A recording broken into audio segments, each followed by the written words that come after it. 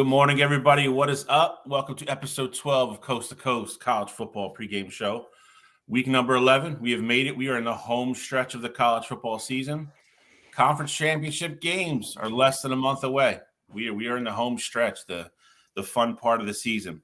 We have a ton to get into today for obvious reasons. So this is not going to be a long intro today. I'm your host, Uncle Shally, Bill Shawcross. Introduce the other two guys that make this show good. Make the show fun and what it is. Mr. Cottrell Simpson, my Buckeye brother from another mother. How's your Saturday going so far, sir? Pretty good, I'm the fortunate one here, regardless about how you guys feel about the games that you guys have in front of you. I feel like I'm the only one that is really going into the week stress-free. I'm sure Alex expects Oregon to win by 50 million by whoever they're facing, but pretty stress-free. I got the Michigan State Spartans on the docket for today, so that should be an easy win with everything going around their entire university, not even just the football team anymore. So feeling good. They've given up on life there. But last but certainly not least, our West Coast guy, Mr. I Black, Alex Elmore, checking in from Oregon this beautiful morning. It's very early out there. How are you doing, sir? I got the biggest cup of coffee I've ever had in my life, but I'm ready to go. It's 11:11. I've been waiting for this weekend the entire season. I mentioned this back on our first show. How November 11th was the show I was waiting for. Oregon, USC, that's the matchup I've been waiting for, and I finally got my wish, and here it is. And we finally get to have Bill actually talk about Michigan with a purpose today. So that's going to be exciting. And I can't wait to dive into it, boys. So let's get to it. Yeah, so, I think at the beginning of the year, we all thought that Oregon-USC game was going to have a little bit more luster than it did today. But we are here nonetheless. We do have a full show. So we are going to hop right into it because we want to get done on time. And, we have our normal slate. We have our recaps from last week, our previews for this upcoming week, for the kickoffs that started around noon today. College Football Eliminator, which is starting to get a little testy. We'll have our pick'em as usual, our upset alert. We're going to start today with the Michigan situation with Harbaugh. We're going to get into it now. There's kind of been somewhat of a final turn of events finally in an actual resolution. If it's going to stand up, we don't know. We probably won't know real close to kick. But Jim Harbaugh's been suspended for the final 3 games of the season for coaching on the sidelines. He can still coach during the week. It's a very, I would say, unusual suspension. Depending on what side of the situation you fall on, it has a lot of people scratching their heads. It's to say it's going to be messy and it's going to continue to, I think evolve. I think that's the one crazy thing about this whole situation. Every day, me and Cottrell have joked about it. Every day, it seems like, it takes another crazy left turn or right turn. And we'll probably have another one here before we even get off the air. So, but he's been suspended. He's allowed to coach during the week. He's just not allowed to be on the sideline during the weekends. Big Ten commissioner said it was a suspension to harm the school, not the coach. I don't believe that for a second. I think the timing and the way it was handled, I think was gutless and cowardly. He made sure on purpose that he waited till the team was up in the air to suspend him and leak it to Pete Thamel from ESPN and a bunch of other people before he even called anybody at Michigan and let them know. But here we are. So this is what we've been waiting for a while. If, like I said, if it's going to stand, I think is another whole discussion, but we're just going to get into, what we know so far, and we can comment on the fact that he has been suspended. So, you guys can jump in whichever order you want to, and just talk about your reactions, what you think is going to happen, play out, so forth and so on. I think this kills the kids for today. Cottrell asked me that last night, and I was very blunt about it. I think Penn State's going to win today. Now, this is unavoidable for them to see. I know a lot of them have been very good at staying off Twitter and kind of staying away from the noise, but this has become a national thing now. So very curious to see how they play today. I know they're going to play for him, but I think this might be in that environment of Penn State at Happy Valley. It's probably going to be too much for them. So I don't have high expectations for this game now today. Cottrell, Alex, hop in here. I think for me, I feel like I have a pretty standard, take about the entire thing. The whole sign stealing thing as a whole, I do think it's dumb. I think it's it happens across the sport. That's been my take from the beginning, is that sign stealing quite literally happens everywhere. Now, I also think it's dumb that you can send over, if you find any signs, I know Michigan brought up Ohio State, Rutgers, all those guys like sending over signs. And you'd think that that's a competitive advantage and that should be against the rules, but that's perfectly legal. But you can't videotape, in person other team sidelines. I mean, it's the same as watching film. That's been my take on it the entire time. Now, with that said, I mean, although it's against the rules, if that's what, although I think it's a dumb rule as well, if those were the rules, I mean, that's got to be what you abide by. So I understand why the Big Ten has really rushed this decision, just because the guy's been getting so much pressure from everybody around that conference as a whole. Not saying it's right, but I understand what they're trying to do. Ultimately, I think they put this out there as them trying to do the right thing. I think Michigan is going to get their injunction. Harbaugh is going to for sure coach this week. I think he for sure coaches next week as well. And then it's ultimately going to be up to that judge, because they have to have this next case happen within the next 14 days. So I think that next judge is going to determine if we're going to see Jim Harbaugh on the sidelines for that game. But I think it gets real interesting if the fact is that they ultimately uphold that decision. Because if he gets suspended for 3 games at that point, then he'd be missing the Ohio State game, potentially their first college football playoff round, and then the national championship, unless they say, we just want you to miss 3 regular season games, and then he just missed Ohio State in the first 2 games next year. So it'll be really interesting to see how the whole thing plays out. Well, kind of like Justin just said, I mean, it's kind of interesting. Like, how do you suspend somebody without an investigation? I mean, maybe you guys are much more in tune with the situation than I am. For me, this is just drama. I'm over here eating my popcorn, enjoying the whole thing. I think it's a bit ridiculous. I mean, like I said, make better signs, switch up your signs. The Ducks have been switching up their signs for years now with different, distraction signs and all things like that. And ultimately, it's going to go back on the NCAA because it's so simple to fix this problem is just get headsets on the field.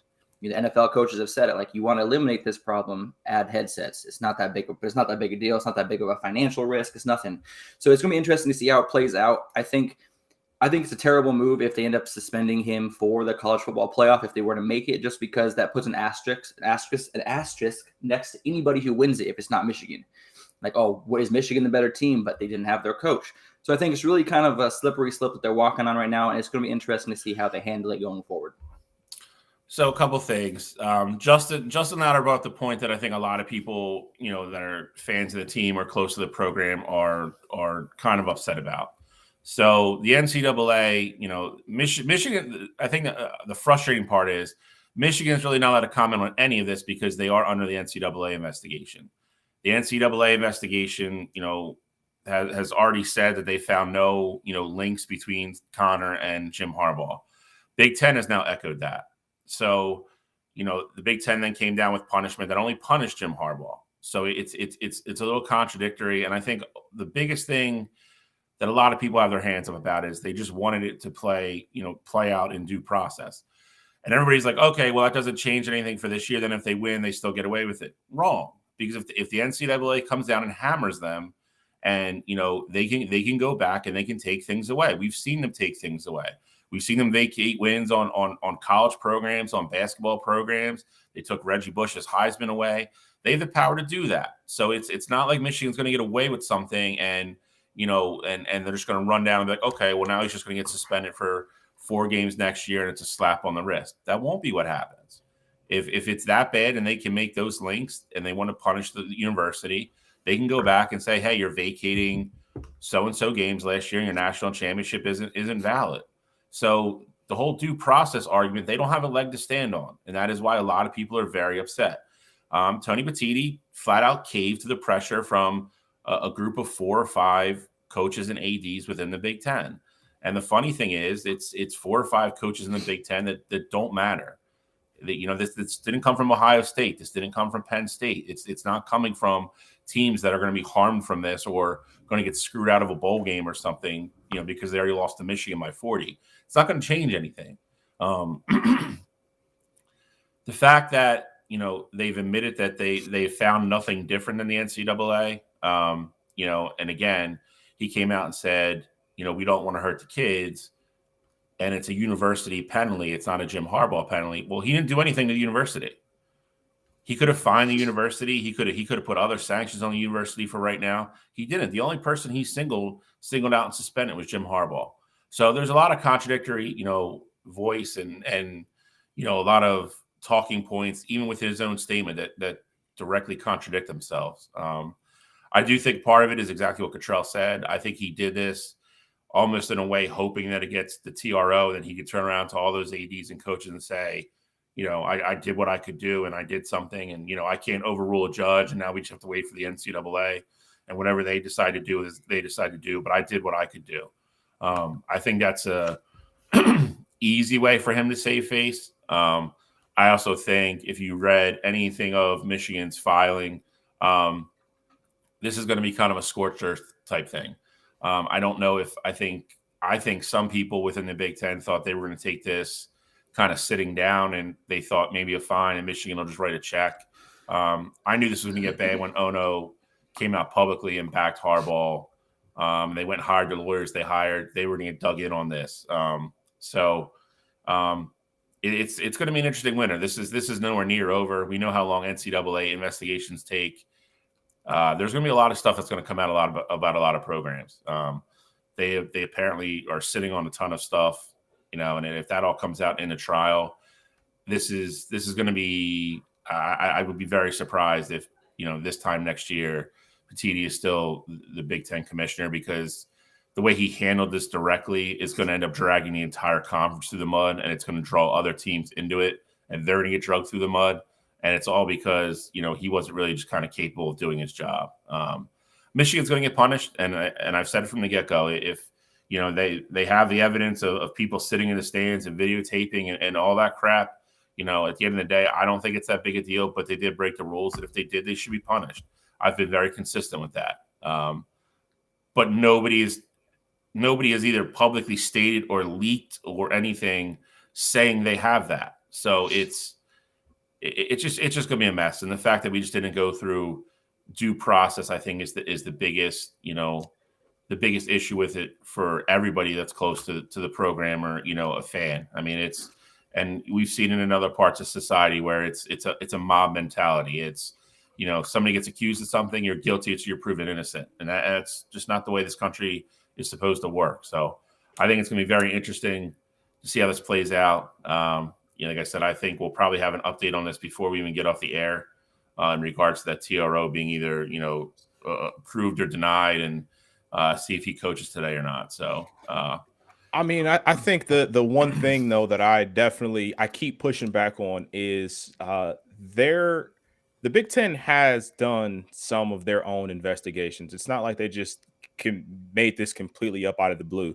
They have information about this, and they have proof that this was what was going on. Like the Big Ten has said that they've been given videos, they've been shown photos and different things like that. Just because they haven't made it public yet doesn't mean that they don't have this information. So I don't think that they're just blindly going off of just the hearsay of everybody in the conference. So that part I do disagree with. I definitely think they're guilty of it.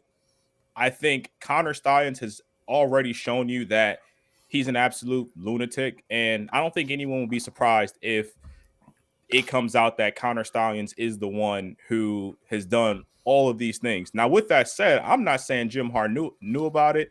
I'm not saying that he was the one who's condoning or anything like that.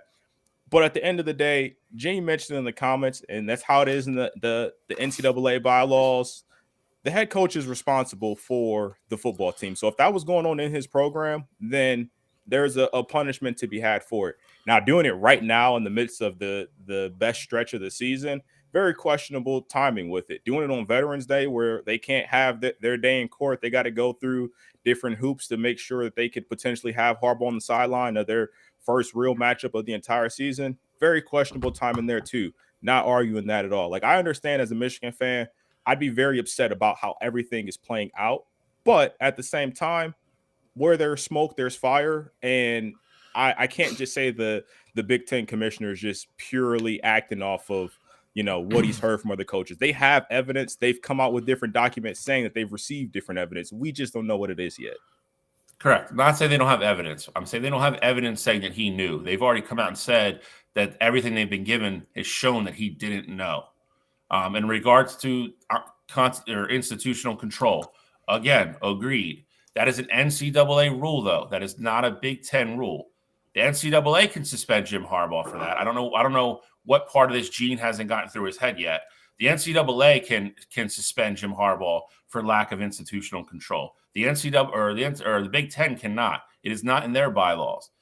That's also part of this. He outstepped his boundaries. It's sportsmanship. The sportsmanship bylaws, what they're correct talking about. So they're saying that Harbaugh had a competitive advantage from videotaping other teams' sidelines. That's what the suspension stems from. You are saying that a coach that you're agreeing didn't know about the sign stealing, or you can't prove benefit from it, is getting suspended under a sportsmanship clause for not being sportsmanlike. You're literally contradicting yourself in the same statement.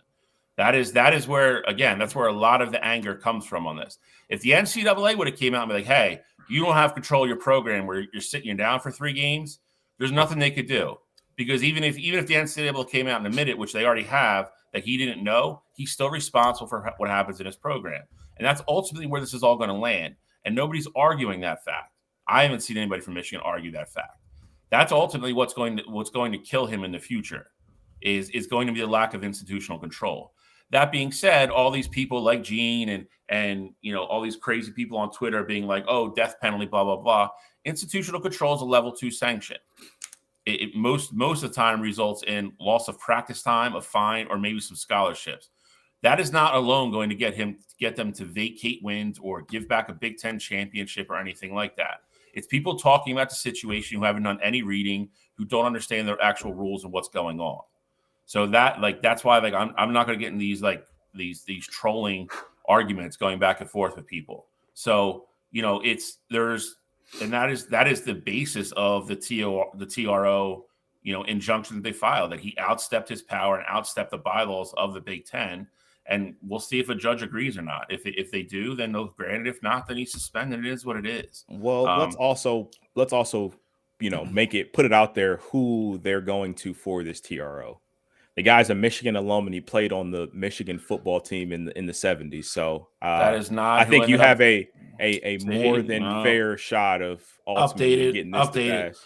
He actually recused himself, and that is not who that looked at the TRO last night into this morning. That Connor guy did not look at it. It went to another woman. She is also a graduate of Michigan, but she also just shot down Michigan 2 weeks ago on another TRO for some union things. For some union things is not football. Well, no, a lot bigger. Yeah, union thing. I think a union in regards to the university and students is probably a bigger situation in her mind than a football program.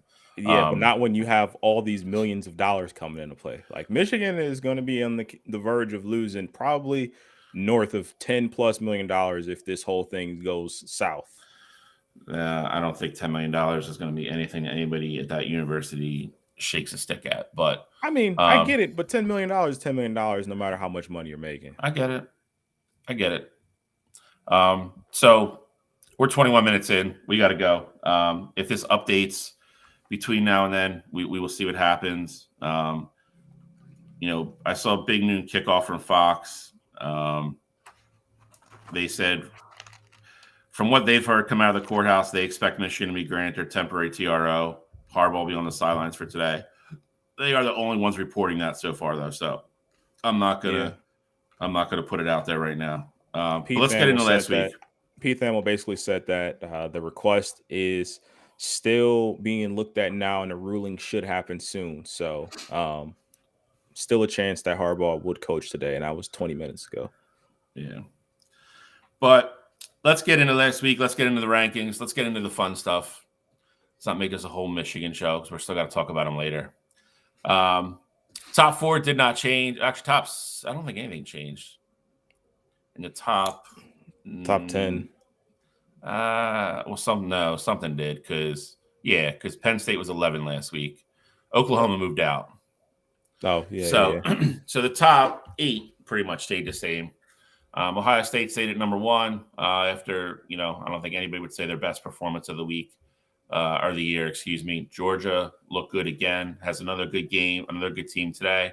Michigan, we just talked about, is at Penn State. Florida State, Washington, Oregon, Texas, Alabama, Ole Miss, Penn State is your top 10. Louisville pulled off a come-from-behind miracle on Thursday night. Almost made Gene look like a fortune teller. Still got a bunch of super dog points though, so he was spot on that one. What do we think? Again, with the top 8 or 9 not changing, I don't know how much we have to really discuss, or unless somebody's really upset about something somewhere else. But obviously we're gonna have movement after today. So, I mean, I think my biggest issue right now is like Missouri sitting there at 14. Like, I get it. They didn't play bad against Georgia by any means. But if you look at their resume, if you put that same resume on a school like, I don't even know, but you put it on a different school that's not in the SEC, we're not talking about them being ranked 14th. Like, them still being there, only dropping 2 spots from losing to Georgia, I think that's crazy to me. Why is that crazy? They haven't beaten anybody. They haven't beaten anybody all season. You got teams like Arizona that have some higher quality wins, and I'm not saying Arizona's for sure. You put them on neutral field, anything like that.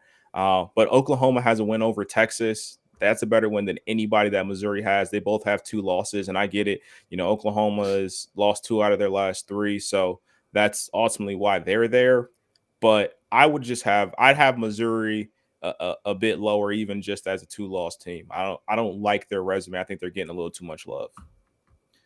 Well, see, that's where I kind of disagree with you, because I think Missouri played Georgia phenomenally last week. I mean, it was a 1-score game going late into the 4th quarter when a couple interceptions came into play, and we'll talk about that when we recap that game. I'm actually not mad about the Missouri pick at all.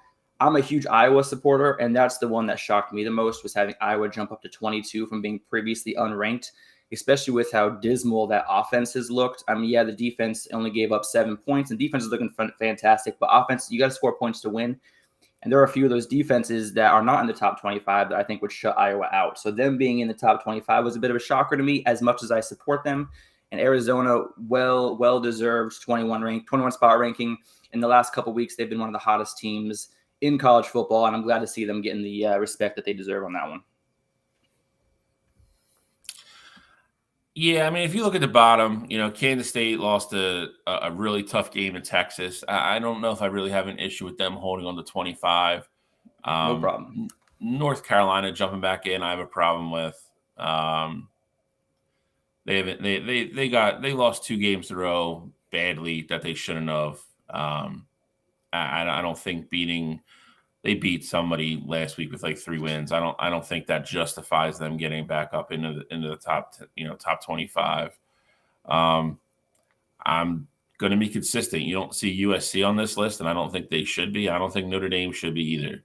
They haven't beat anybody good. The 3 really good football teams they've played, they've lost all 3 of them. I don't think beating up on people you're supposed to justifies you being on this list. I think Arizona, I think that's great for that program.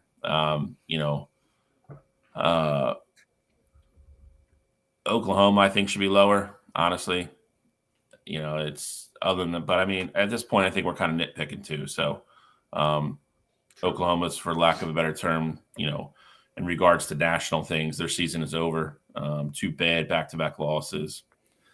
But, it's really starting to kind of, come into focus here. We'll get into some of these big matchups later today, but we're kind of starting to whittle down to the top, 6 or 7, maybe 8 teams that have a shot at this going into the last 2 or 3 weeks of the season, and that's what makes this part of the year so much fun. So that's top 25. There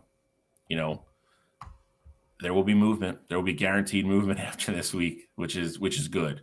There'll be some shakeups in that top 10 for better or worse, depending on who you're a fan of.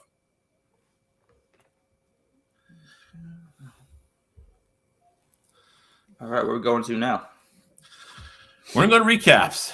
And this game, this was a great game. It didn't start out looking that way. This started looking out like this was going to be a Texas romp. If you watch the first quarter and a half, and then Kansas State and Will Howard and the boys kind of finally settled in and started moving the ball. Malik Murphy came out on fire in the first half, and the second half looked like a completely different quarterback. Jonathan Brooks did his thing as he always does. Donnie Mitchell had a great game. Kansas State, though, battled back, had a chance to win the game. Went to overtime, forced Texas, to kick a field goal, and then, Kansas State, fourth and goal, went for the win instead of kicking the field goal to go to another overtime. Bill, I hate to interrupt you, but we got some breaking news. Oh boy. Breaking news from the breaking news man. There will not be a ruling today in Jim Harbaugh's request for a temporary restraining order. This means Jim Harbaugh will not coach today at Penn State. The person familiar with the court filings tells ESPN there's an in-person hearing on November 17th at 9 a.m. Well, there you go. Well, I mean, I guess it all depends what happens today. I think they can beat Maryland next week without him. It'll be, at the quite literal end of the day, this game against Penn State, of course, it matters. It's the first test of the year. But if Michigan takes care of business at the end of the season, they're going to have as good as a resume as anybody. And, of course, the Big Ten championship is going to be at stake. We're going to have to see how the tiebreaker goes if everyone, all three teams have one loss to each other. But, yeah, Bill's right. Next week, it's all about this week, I guess. If you take care of business or just keep it competitive without your coach and then you take care of business at the end of the season, you're still going to be in a good spot. Agreed. So, we'll see what happens today. I think it's, again, there's part of me that think they go out and play well for him and maybe pull it off. I think there's also part of me that believes they get steamrolled now. And again, this goes back to, what I said. I think it was filed on purpose at a certain time, knowing this was a possibility.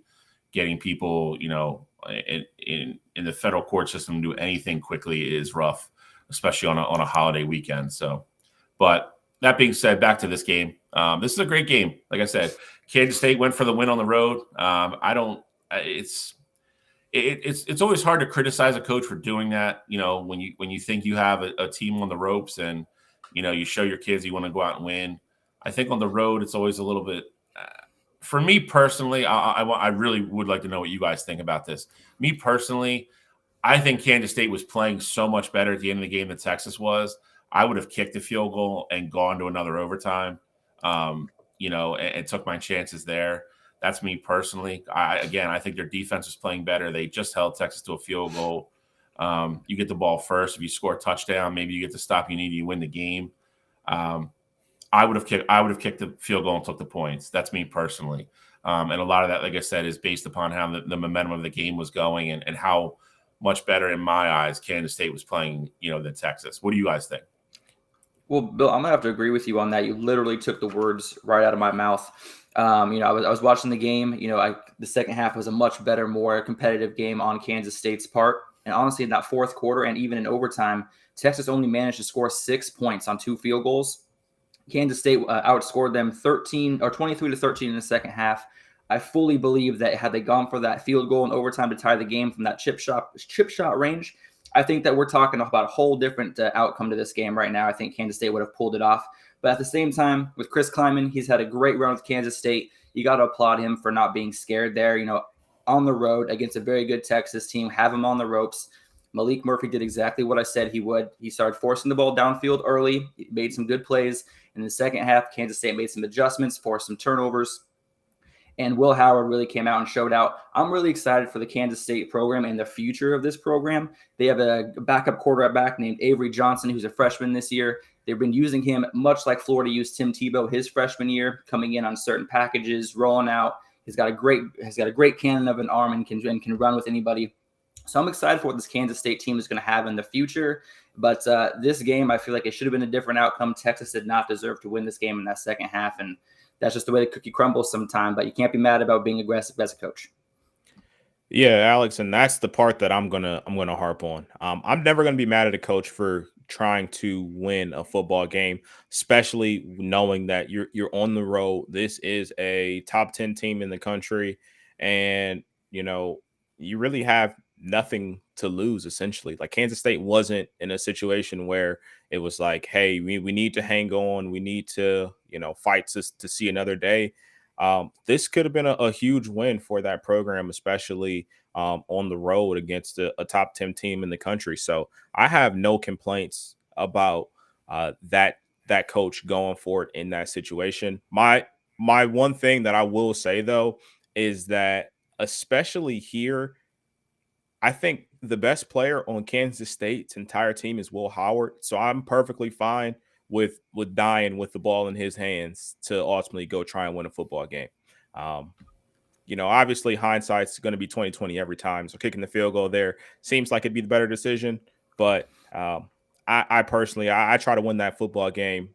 At some point it's got to end, and I'd rather end with the ball in Will Howard's hands than my defense out there on the field playing. Now, Kansas State's defense was definitely doing their job against Malik Murphy in that second half. And I think the interesting thing moving forward is that Quinn Ewers is back this week. Had he looked better in that second half, maybe we don't see Quinn until next week. Maybe we don't see Quinn until the Big 12 championship game. So I think it's going to be real interesting to see how Texas looks moving forward, and if Quinn is actually back to being the Quinn that we saw before that injury. Yeah, I mean, if you haven't seen, they announced Quinn's going to start today against TCU. So obviously it's a big sigh of relief for Texas to get through these two games and not drop a game maybe they thought they were going to.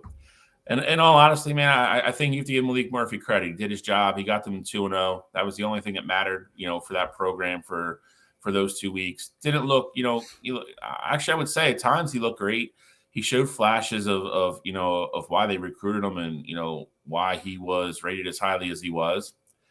But, I mean, it's for a young quarterback, they all go through growing pains, and to do it in the middle of the season is not the easiest thing in the world to do, when you're kind of thrown into the limelight like that. So, but the important thing is Texas survived. They're 8-1. They're still in the thick of everything. They have everything in front of them. And we'll see how they play later today with TCU. Kansas State played a great game, came up a little bit short. Can we just talk about the play call though? Like I feel like they were going to roll them out though. Like I don't know why coach. Play call. I don't understand why coaches are in love with that with that that action down the goal line. Like you were literally shoving everybody into like this 6-yard box, and there's people and arms and hands and everything everywhere. I don't understand it. I don't. It doesn't make sense to me either. It doesn't. Well, he went to the wide side of the field. He just tried to extend the play, get him out of the pocket. And realistically, Texas had been forcing a lot of pressure on Will Howard in the second half. They've been moving the ball successfully, but they had been getting to him. So I think they just wanted to try to extend the play. And I think they were hoping that the tight end on the backside would come open in the back of the end zone, but he just never did. So the play call wasn't a terrible design. But I think from the spot of the field where they were out, I would have called something differently. Rollouts, in my opinion, are, especially on the goal line, always an awful idea. It just makes the job so much easier on the defense, knowing that, hey, he's eventually going to run out of field because he's not reversing field. Like Will Howard's not that guy. And then also, if we're in a zone, we're only covering, maybe half, maybe even a quarter of the end zone, depending on where the quarterback ends up. So I hate rollouts in the end zone. I get it, when you have the better athletes and you want to get them in space and get them to the edge there. But I mean, that's just not the call that I would die on. Agreed. Next game, let's go. Georgia 30, Missouri 21. Again, another very well-played football game. I think beginning of this game, you kind of got the feeling that Georgia was on the cusp of kind of blowing it open and leaving Missouri in the dust. And Missouri hung in there. Brady Cook battled, didn't have his best game by any means. They did run the ball pretty well. You see there with Cody Schrader, 22 carries, 112 yards. That is nothing to sniff at against a Georgia defense. Carson Beck, though, another really solid game. They're figuring out how to move the ball and score points without their best player, and that's a little bit scary. I think this is again, I think it's stupid and people laugh at it, but I think this team not being ranked number one, I think Kirby Smart is mentioning that numerous times every day during the week. that they're not getting their respect. They've debatably looked better since Brock Bowers got hurt. And the Cottrell, brought up last night. He saw the report that he's actually ahead of schedule. So I mean, you're looking to get him back, maybe not this week, maybe next week or the week after. But it looks like he's definitely going to be back before they play the SEC championship game. So Georgia's starting to look like Georgia all of a sudden, really quick. Carson Beck looks very comfortable. It looks like they're opening the offense a little bit more for him. And they look like a really dangerous football team. I don't know what else to say. Cottrell, are the chances of three-peat getting a little bit better each and every week here? Oh yeah, for sure. I mean, this is a Georgia team I wasn't expecting to be as good as they were last year, and they're not. This isn't the same team that you had last year. The defense at times looks penetrable. If you have a good rushing attack, you can have some success against this Georgia team. But Carson Beck is looking better and better. Moving forward week by week. I said at the beginning of the year I thought Carson Beck was just kind of your average kind of quarterback. Stetson Bennett was also like an average talent, but he was doing everything right. He did everything in the right way. And I didn't think Carson Beck would even live up to that standard. But so far, I mean, Carson Beck is playing within himself. Georgia relies heavily on the run as well. And, they get the balls, they're playmakers. Brock Bowers was obviously number one weapon. You could argue, one of the top 5 weapons in all of college football. And then you got Ladd McConkey, who, just has that veteran kind of presence that's been on these Georgia teams in the past, knows how to get open and things like that. So I think the Georgia offense is looking a lot better than I was expecting them to. But on the flip side of it, Luther Burden was a guy who has had so much success early on in this season. That first pass to Luther Burden, his touchdown pass, I was like, oh, he's going to have a day. Like, this is about to be how Missouri ultimately beats this Georgia team. They're going to attack him. They're going to send Luther deep, and he's going to ultimately burn him. But outside of that big play, they pretty much held him in check. So I got to give Georgia's defense all the credit in the world there. Yeah, I mean, Georgia's secondary really held it down. I mean, Brady Cook did look phenomenal, completing less than 50% of his passes and still only 2 interceptions. And those 2 interceptions came on the last 2 drives of the game, trying to make something happen. So you can't really be mad about those 2 interceptions if I'm talking truthfully. And just for Justin, Ladd McConkey, he's a beast. Brock Bowers going down and him coming back couldn't have correlated at a better time for Georgia. That offense is really rolling. One thing I'm gonna give Missouri some flowers here, though. This team is going to be exciting for the next couple of years. I mean, you got Brady Cook, who could come back for a senior year next year. Cody Schrader is a senior with 2 years of eligibility left, and Luther Burden is a sophomore, I believe. So this offense over the next couple of years is going to be scary good, and I expect this team to come back and us to be talking about them a lot going forward. But Georgia is who Georgia is. They're showing why they're 2-time national champion. And when your back's up against the wall and you're playing a team with nothing to lose like Missouri, experience tends to show out, and that's what happened today, or that's what happened last week. But no, I honestly love this game. It was a very evenly matched game. Both teams had 21 first downs, both converting about 40% on third down conversion. The main difference was the first interception put Georgia up 2 possessions. The second interception ended the game. Other than that, this game was beautifully played. Are we staying in SEC country, or are we going out west? We're going out west to the no defense bowl. Washington 52, USC 42. This turned out to be, everything we all talked about and thought we were going to get last week on the show. A lot of offense, not a lot of defense. Caleb Williams, crazy game, just not enough because their defense can't stop, Pop Warner football teams. It is. I feel bad for the dude. I don't know what else to say. I think he's had another great year, and he goes out for the most part and does everything he can to make that team win. I mean, I've never seen a team average, I think they average over 40 points a game, and they have 3 losses because they just literally can't stop anybody. I can't imagine what the tension is in the locker room of that team. But Washington, we knew this was going to be their get-right game. Michael Penix Jr., solid game, not overwhelming, not exactly what I thought their game plan exactly was going to be. But they came out and changed it up a little bit, and they decided just to run the ball down USC's throat. Dylan Johnson, career night, 26 carries, 256 yards, 4 touchdowns. Unreal. School record. School record. That's good for that kid. Roses to him and congrats to him.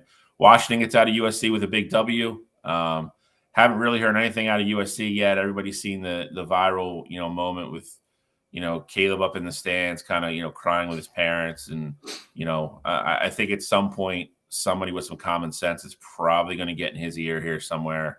I don't know if he finishes the year. I really don't. And, I've mentioned it on previous shows. I am always the guy that says, kind of finish the season with your team. But this is kind of one of the first ones I would really kind of agree if he shut it down. He's going to be the number 1 pick next year. Millions in the bank already. I hate to say it, but USC is eliminated. They're not getting any better, especially defensively. But Washington. The one thing that I kind of I'll push back on you on a little bit is that they only got 1 game left after this week. So they got UCLA next week, and then their season's over. So at that point, it's like, might as well play the UCLA game. I don't disagree with you, and it's because obviously UCLA is like their kind of, their crosstown rival. But my problem with it being, I see both sides of it.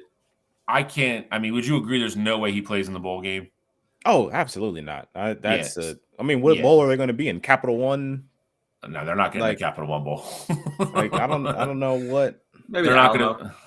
They're not going to be in a New Year's Day bowl. So I look at it like, do you play against UCLA, or do you let whoever's going to start that bowl game playing and get some reps? I could see it either way. If he decides to play UCLA against UCLA, I wouldn't be mad. There's no shot he's playing in that bowl game. Let's be honest. I thought he was gonna this week announce that he was gonna step away from the team and focus on the NFL draft. And the fact that he didn't kind of threw me for a loop a little bit. The way his reaction was to the loss against Washington, that is a end of my college career type reaction to a loss. I agree. I'm super shocked that he is actually, at least as of right now, still playing today against Oregon.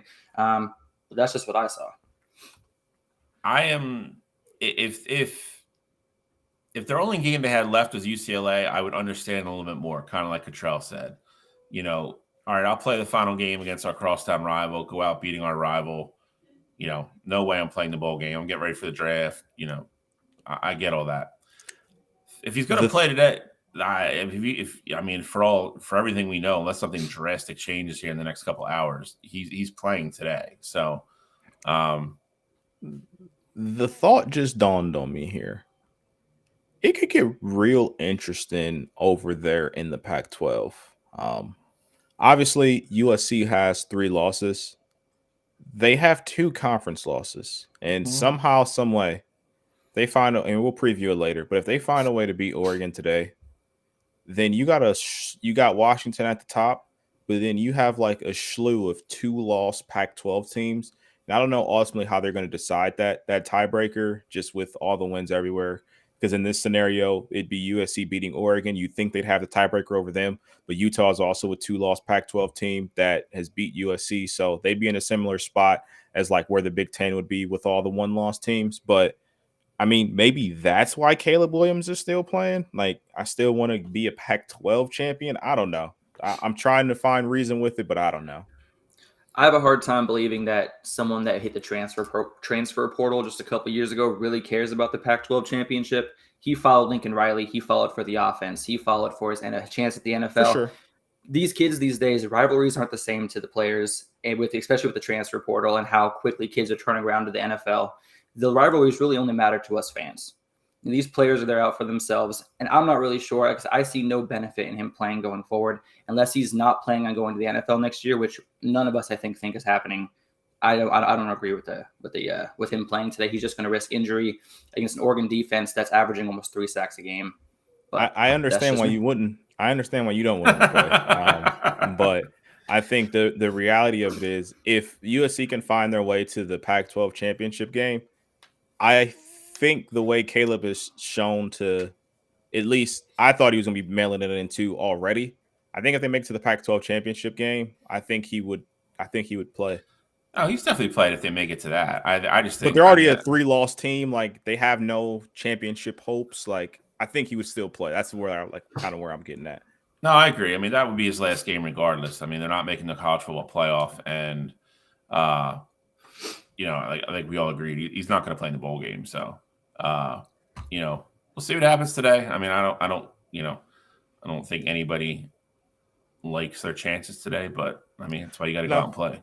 Exactly. Oh, Cottrell, I know you're going to switch this on us later, so don't even try pulling the USC has no chance, because I know what's going to happen later. Last but not least, you don't know. Alabama 42, LSU 28. Alabama's defense stepped up. LSU been scoring 40 on everybody. Only 28 on Alabama.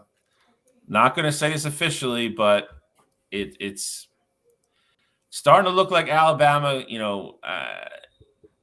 might be the best team in the SEC. We're getting there. You can have a discussion about it. Jalen Milroe, very average game throwing the ball, absolute monster running the ball. 20 carries, 155 yards, 4 touchdowns. Jace McClellan, another 105 yards on the ground off 15 carries. LSU's defense has been very underwhelming all year. They're kind of in the same boat as USC, not to the degree of the Trojans, but that's why they've lost games, not because of their offense. They have the best offense in the country. And Alabama just said, we're going to line up and we're going to run the ball till you stop it, and they couldn't. They ran them over all game. To score 42 points, only throw the ball 23 times, that's impressive. And a lot of those were check downs and screens and shallow crosses, stuff like that. They weren't necessarily shots down the field. I brought it up earlier with Kirby Smart. I don't think there's a better motivator of a football team than Nick Saban in the country. He's probably the best one to do it. People on this show, people on our other show, people nationally wrote this Alabama team off around week 3, week 4. Especially after the Texas loss.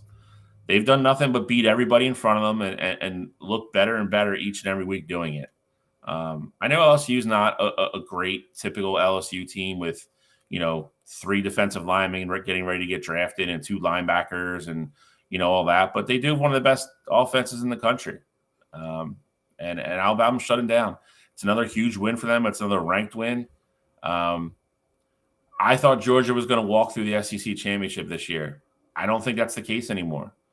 I think that is something that needs, that part of that chaos, I think needs to kind of be introduced here. Because I think there's a chance if Alabama beats Georgia, then I don't know what happens there.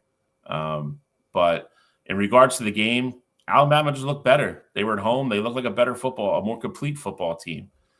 What do you guys think? LSU, again, not a Brian Kelly fan, never have been. The dude just never wins a big game ever for any team he coaches. But Nick Saban's got the boys rolling. What do we think about Alabama going forward? What do you think about the game? And are we on a collision course for chaos in the SEC, boys? Is that where we're headed? Go ahead, Cottrell. The big thing for me right now is that with the way that this LSU team looked, I thought, they had the perfect game plan coming in. You get Jaden Daniels on the move, you have him attack that defense, make them account for him as a runner, and it was working out very well for them. The problem was Alabama came in with quite literally the exact same game plan to go up against that LSU defense. They had Jalen Milroe on the move, and he had a career kind of day on the ground. 4 touchdowns on the ground is absolutely insane. And I think if this is the way for that Bama offense to be successful, limit what you want Jalen Milroe to do with his arm, and just take what the defense is giving you. So I think the way that Alabama is looking right now offensively, this is how they're going to need to move moving forward. I think their offense like this is the perfect answer to what Georgia likes to do defensively. So right now, if Bama and Georgia line up on the field, I'm probably picking Alabama just because I know that, that read option and running the QB powers and things like that, getting Milroe on the move is going to be Georgia's kryptonite this season. So I also think it's insane that Malik Neighbors accounted for pretty much 80% of of LSU's receiving yards. Obviously, a kid's super talented, one of the best in the country. But you know how great he is. You know that Alabama has Kool-Aid. They got Caleb up top, and he still found a way to have 170 yards. So this is a good win for that Alabama team. Yeah, I mean, this game was an awesome game. Honestly, Nick Saban and Alabama pretty much just watched that Ole Miss LSU game and hit copy and hit paste.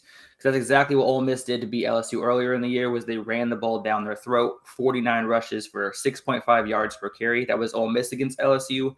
Alabama kind of said, all right, cool, watch us do it, but we're going to do it a little differently. And they utilized Jalen Milroe on the rollouts. And like I said, with the QB powers, he had more rushing yards in this game than he had the entire season combined.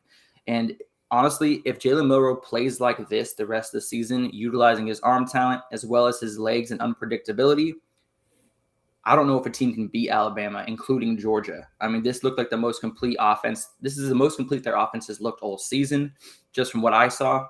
Jalen Milroe was making decisive decisions. He looked for his first target, looked for a second target, didn't see anything open. He didn't wait around to see something else open up. He just took off, got the yards he could, and kept the ball moving. So I honestly really liked what I saw to Jalen Milroe. I'm not an Alabama fan. I'm not a Nick Saban fan. I am not a Jalen Milroe fan. But if I had to make a hot take for today's episode, it would be that Jalen Milroe for Heisman 2024. That's my lock for next year. If he plays like this continuously, that's the kind of caliber I saw out of him. But Jaden Daniels, he did everything he could. Late, that dirty hit late in the game that Alabama took him out. He was in concussion protocol. That's not something that belongs in this game. I do not approve of that. Hopefully he's, well and ready for this week's game. I haven't seen the updates on if he's playing or not today. I should probably look into that. He's going to start. Okay, good. And I'm glad that is because it's not like Riley Leonard's situation where it's his ankle and it's going to hurt his mobility. It was more of a concussion issue. So I think that won't hurt him today at all. But LSU, they did fight. I thought this was the one game I had circled on Alabama's schedule that I was certain they were going to lose, even more so than Texas due to the fact of Jaden Daniels' playmaking ability. But Jalen Milroe looked like someone who should be in the Heisman conversation this year. I wish we'd seen more of this from him earlier in the season. Maybe Alabama wouldn't have that loss on their record. And now that we're here, I know this isn't on the docket, but I have to ask, do you guys feel like the Heisman race is like completely wide open now? Do you think Penix Jr. took it back? Like, obviously Washington, they ran the ball super well last week, but like, where do you guys feel on the Heisman right now? I think he's still the leader. I think, I think Bo's going to have a chance today to put up probably some monster numbers. I just don't know how much they're going to get weighted because they're going to be against USC. I've said from the get-go, I don't think, JJ is, should probably be where he is in those rankings. But that being said, he's having a great year. If they somehow win today and he has a huge day, I think that becomes very interesting. I think it's Penix to lose, though. I think he would have to, either he would have to play badly down the stretch or Bo would have to go out of his mind to probably win it. But again, Bo's going to get another chance head-to-head, too. So I think that will weigh heavily in. Other than that, I don't know. I don't know if there's anybody on the outside that we're not looking at with 3 weeks to go, like that could kind of pull the Devonta Smith, like coming down the stretch and just passes everybody and wins the award. I don't know if that person's out there. Well, for one, I think right now, Justin, Alex, you're going to love this. I think it's Bo Nix is to lose. I think Bo Nix is your Heisman front runner at the moment. I think with the way that Michael Penix Jr. has looked the last few weeks, obviously he looked great against USC, but as great as he looked in that game, those numbers didn't really show exactly that Michael Penix that we've seen throughout the entire year. They were very successful with running the football. Like, you would think the game against USC, they would have had the opportunity to have Michael put up like 400 yards or so, and that just wasn't the case. I think Bo Nix right now is been the most consistent. He didn't have that one sloppy game like how Penix Jr. did in that 15-7 game they won earlier this year. And so I expect Bo to put up crazy numbers today. I think he's your leader in the clubhouse. I think to your point, Bill, about the Devonta Smith thing, I think obviously this being my team, I'm going to throw his name out there, but I think Marvin Harrison Jr. is the guy that's gaining a lot of traction right now. Now, I don't think he's going to necessarily win it per se, but I think he's doing enough to potentially earn his way to New York. Neighbors is having the better season, but I think with Ohio State having the success that they're having, especially if he continues to put up games where he's, 10 plus receptions, 100 yards, touchdown or two in a game, like he has the opportunity to do today against Michigan State. I think that would be a guy who could sneak in and get his name up there towards the end. I mean, listen, he was my number one at the beginning of the year. I'll go down this for you real quick. Current odds: Penix Jr. and Bo Nix are both plus 160. Jordan Travis is hanging around at plus 800. Beck is plus 1200, and then Marvin and JJ are plus 13. Which is crazy to me. I don't know how Jaden Daniels isn't on that list. This is the reward for the best football player, not the best player on the best team. I get it, but it's always tied to it. It always has been, and that's why Caleb Williams. That's why Caleb Williams' name was dropped off the list. And that's why I said I think that the rematch with Washington and and Bo for Oregon, I think that game is going to be extremely huge for both of them.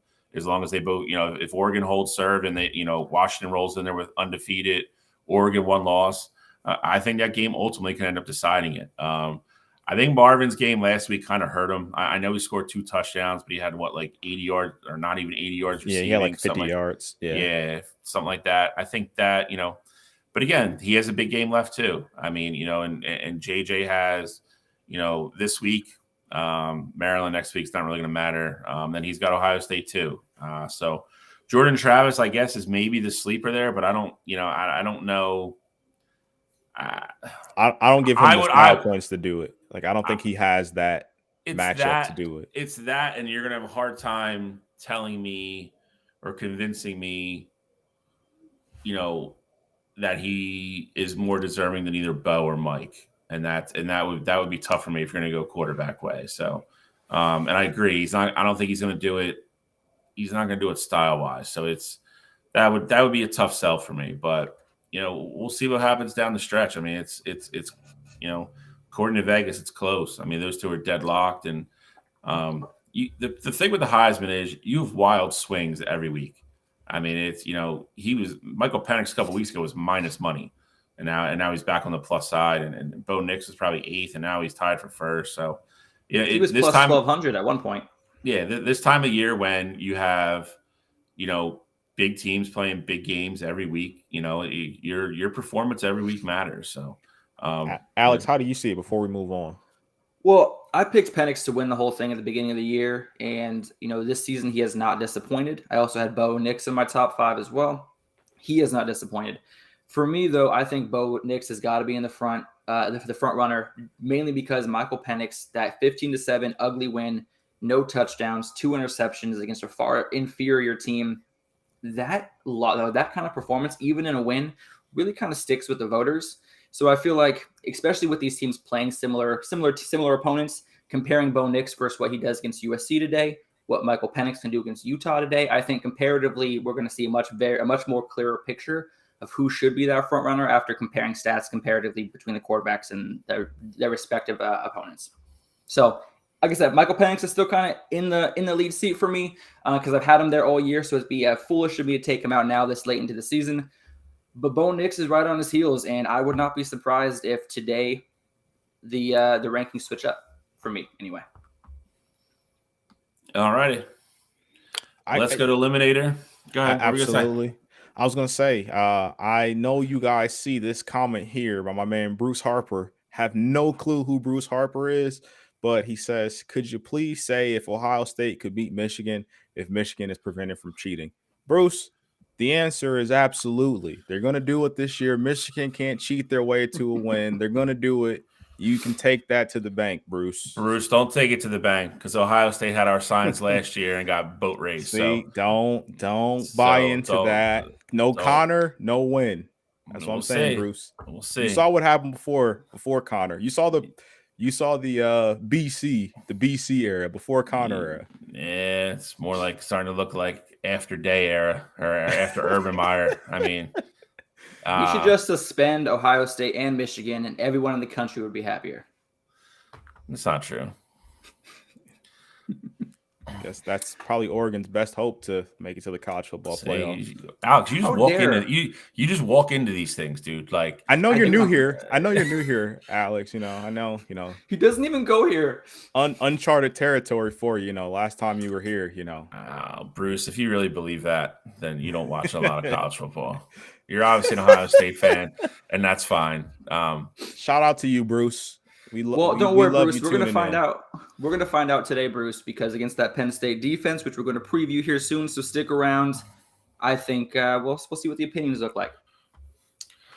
All right, so here we go. We can't get stuck on this too long because we have a lot left, and kickoff is 57 minutes. So we're down to 5, and one of these potentially, has the chance to move today. I don't think Washington's going to Florida State or Ohio State or Georgia. So, Bill, every time you say that, you're wrong. Every time you say someone has a cakewalk, it's not a cakewalk. All right, well, so, listen, keep I only care. Everybody. I'm going to. He said, I only care about the game that I got in Happy Valley. Correct. I promise you, I've seen Michigan State play 3 times. I think Kyle McCord could play left-handed today, and I think Ohio State would win that game. Who's Washington even playing? I don't even know. Utah. All right, so that's a tough game. You're fine. Everybody's fine. Let's go to the other side because this is where all the dilemma is. Alabama, Oregon, Penn State, Texas, Ole Miss. Ole Miss has Bama. They're playing for their season today. Texas is going to be Georgia. Sorry. That's their season today. Texas, I think, is going to be okay, especially with Quinn coming back. Penn State, obviously, we know, playing Michigan. This would be a big step in them towards them possibly getting back on the left side. Alabama and Oregon. Me and Cottrell see this one way. Alex obviously sees it a different way. You can't have college commentators, world famous commentators in the college atmosphere, saying that Oregon is one of their top 3 teams in the country and not have us put them on the contender side. I'm cool with Oregon, Alabama, and Texas being on that left side. I'm not just trying to say Oregon should be. At this point in the season, there's no reason we shouldn't have 8 contenders, especially with 8 talented teams with the resumes that they have. Just saying. Alex, I hear you. I know Oregon is your team. I know they're at 6. I know they're at 6 right now. But if we're not moving over an Alabama team that has 3 ranked wins, I just said.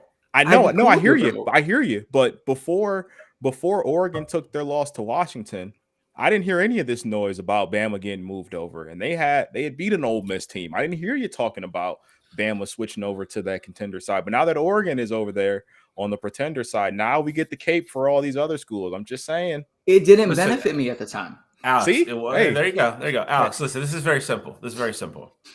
I think Oregon ultimately makes the college football playoff. I've said that. I think they're better than Washington. I said the second they lost the game. They're going to have a chance they're a contender.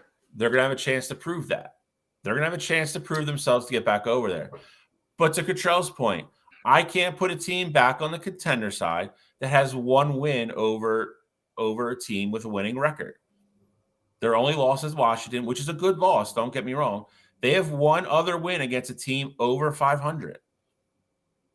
And if we're not going to move Alabama, then we can't move Oregon. It's really that simple. It is, it's USC is not going to change my mind on that today. Everybody knows what USC is. They're a great offense with a terrible defense. When Oregon beats them today, as long as they do what they're supposed to do, USC is going to have 4 losses. That is not making Oregon jump back to the other side for me. I'm sorry. Alex, and you ruined it for me last week because I was on your side. I said we should have moved over Bama last week. We should have moved over Bama last week if they would have gotten a win over LSU, which they did. I'd have been all aboard moving them over.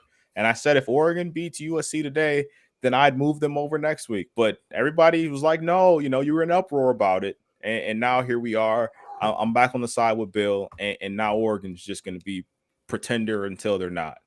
I have the receipts. I said move Alabama over with Oregon. I got the text message receipts. I'm always on your side. Alabama deserves to be over there. But you know what? And then you double down on now. Yeah, You double down did. on moving them down now. You 100% did. And you only agreed on Alabama once you realized that it was going to benefit you and it was going to make Oregon's case better.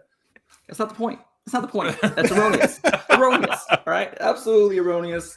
I don't want to talk Justin, about I was that. on your side. I'm not flopping here. I was on your side. I said Oregon, they beat USC, then they should move back over, regardless about how I feel about them. They beat Caleb Williams, they should move back over.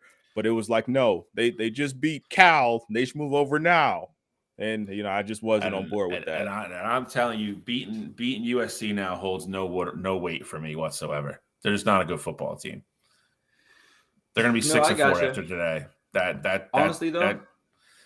Can't tell me that's a quality win for a team that gives up 45 points a game. No, it's not. It's not. But not a hater. Like I said, not a hater. Justin, I have Oregon in my Final Four. I'm just telling you, they got to earn their way back over there. I am an earn it, show it to me guy. That is who I am. They've been showing it the whole year. They've been anybody, Alex. They're in the top 10 in offense, passing and rushing. The only team to do that. Their defense is phenomenal. They keep doing that, and I will gladly drag them back over to the other side. You're just you're not getting it today after beating a USC team who's going to have 4 losses after you guys beat them. They're not a good football team. This isn't the USC team that we thought they were going to be. And now that we're here too, because we're talking about all these, just so you guys know, we've already kind of talked about a little bit, in our group messages here. If Penn State wins today, or if Ole Miss wins today, there's no guarantee that they move back over. Correct. And those are going to be wins against number 2 and number 3 in the country. So it's not about hating. It's not Oregon. This is just where we're at right now.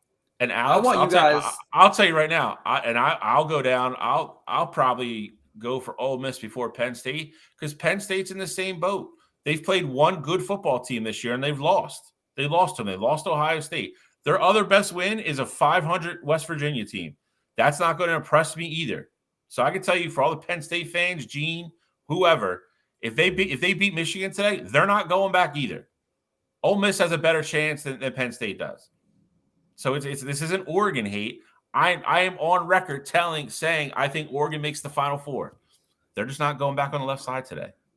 What is your definition of a contender? Someone who you think is going to be in the college football playoff, which you said 14 times this episode. You think they're going to be in there, which means you think they are a contender. Are they in the college football playoff right now? Gosh. Either is Washington, technically. Technically, Washington has. So you want to get about semantics? Who's Oregon's loss? Washington. That's why Washington's on the left-hand side. Dan Lanning. Oh, the kicker. The kicker was the loss. Not Washington didn't beat us. And I think the other thing, too, is that contenders here, we're not saying that these are just the teams that are the only ones that have a hope of making the college football playoff. That's not how we've been determining this entire time. We're switching it up now. The contenders are the people that have earned their way over there. Everybody on the left-hand side, they don't have a loss. That is why they're there. If you're on the right side, you have to earn your way back over. And we said that from the beginning. And at this point, Oregon hasn't done that. That's all we're saying. We're not saying that they're not contending for a national championship. You just got to earn your way back over to that side. Sorry, guys. I'm just changing my notes that Penn State's winning today and Ohio State's losing. Got it. All right, let's move on. All right, let's go to previews. We got to get rolling here. We are in grave danger of going over here. We're going to be just fine. I think we'll be all right. 13 ranked Tennessee, the Vols, and Jekyll and Hyde, Joe Milton, going into Missouri, play Brady Cook and the Tigers. Tigers coming off a loss, Tennessee coming off a win. I feel very strongly about this game. I think Missouri takes care of business at home. I think they come off the loss, knowing they played well. They play a lot better at home.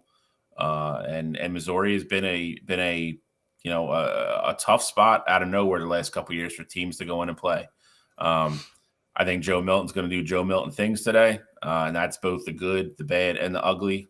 He managed to do all three usually in the course of one game. He's a very talented individual that way. He'll make a couple throws that'll make you say, wow. He'll make a couple and make you scratch your head. And he'll make a couple that'll make you scream, what the F at the TV. That's what he does. I like Missouri, though. I think Brady Cook makes enough plays down the stretch, especially mix it in the running game as well. I think Missouri wins at home. Okay, yeah, I can hop on the Bill train from this one. You got Brady Cook, Luther Burden, and Cody Schrader. Oh my, those are three of the most complementary offensive weapons in the country. If Luther Burden's on the outsides catching passes from Brady Cook, if it's not working, they got Cody Schrader averaging over 102 yards per game on the ground, including last week in a tough matchup against Georgia. Still was able to get over 100 yards. When you think of Missouri, for me, I think of consistency. They always have a weapon that's able to produce offensively in every single game, win or loss. They got consistency from their running game and from their passing game. So when I think of them, I think of consistency. When I think of Tennessee, I think of uncertainty. Stopping Tennessee starts at the line of scrimmage. In both losses this year, Jalen Wright has averaged under 4 yards per carry. So it all starts with stopping Jalen Wright at the line of scrimmage and keeping him at bay with the running attack. I think Brady Cook, Luther Burden, and Cody Schrader are going to run all over this Tennessee defense. I think Joe Milton, just like you said, is going to do his, what he normally does. He hasn't had a lot of turnovers lately, but he has been getting sacked a lot. He's been extending plays, but he's not throwing the ball away and not making smart choices. I do think Missouri wins outright tonight. And, when it comes to consistency versus uncertainty, you got to go with consistency every time. And that's why I'm choosing Missouri at home to not only cover the 2.5, but I have them winning outright. Yeah, Justin, spread's 2.5, and Missouri are home dogs. I'm right there with both of you. I got Missouri winning this game as well. I think the big thing is going to be Luther Burden.